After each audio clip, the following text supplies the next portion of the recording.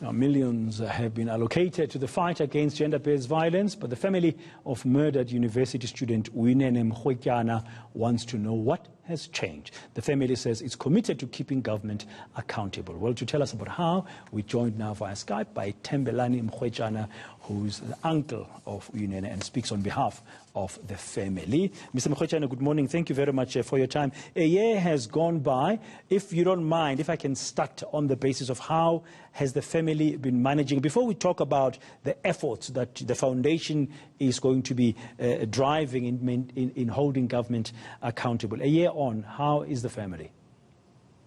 Thank you, Dan. Thank you for having us. Well, it's been a year since Uyinene has passed, and as a family, it's been really tough for us. It's been, a mixed bag of, it's an emotional roller coaster with emotions ranging from hurt, sadness, and frustration.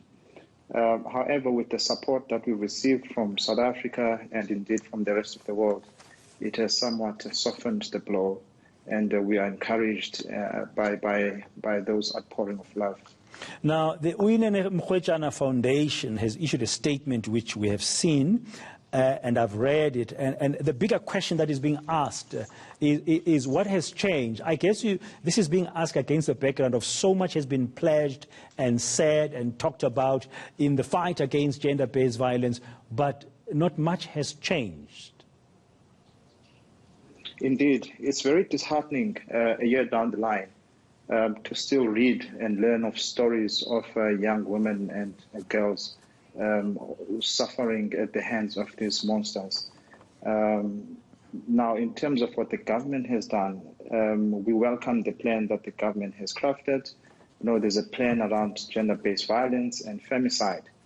However, it is our hope that that plan will see the light of day and not gather some dust in some corner. We also welcome that there's been a financial allocation been made to the tune of 1.6 billion or so. But the real question is, we still have these cases, and we just don't see this plan coming to full fruition. And that is where our concern lies.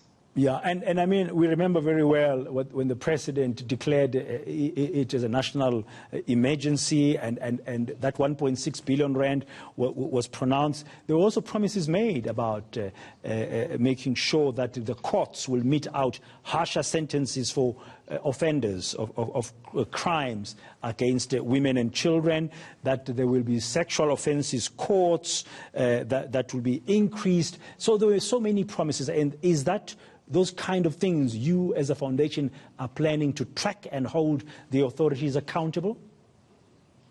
Indeed. Day in, day out, we are hearing of stories from the NPA complaining that they are heavily under-resourced in terms of human resources.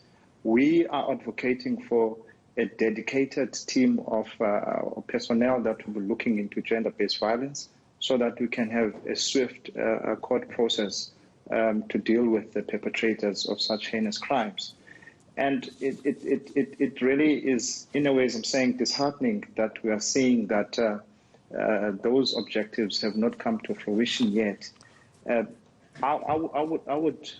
would want to say that the manner in which, for an example, the government has tackled the issue of COVID-19, the speed with which they have acted, the coordination amongst government entities to see to it that we survive this horrible period is the same vigor that ought to be lended to this scourge of gender-based violence. So we are saying, as a foundation, we will make sure that we hold government accountable and ensuring that the plans that they have in place come to fruition. We shall be doing this by years. No, you carry on.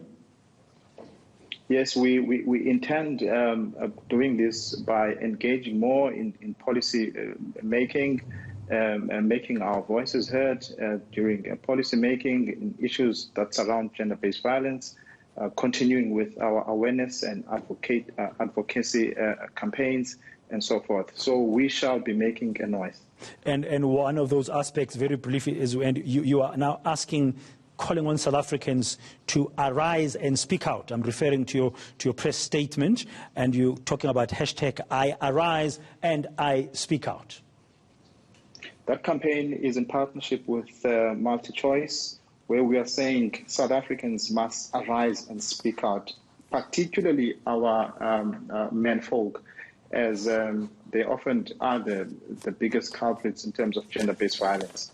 So we've joined forces with MultiChoice, and we are saying everyone in South Africa must arise and speak out against gender-based violence. We're saying enough is enough. Thank you very much. Thembelani Mrwetyana, uncle of the late Uyinene, and speaking on behalf of the family about their efforts to continue maintaining the fight against gender-based violence in the center of the country's conscience.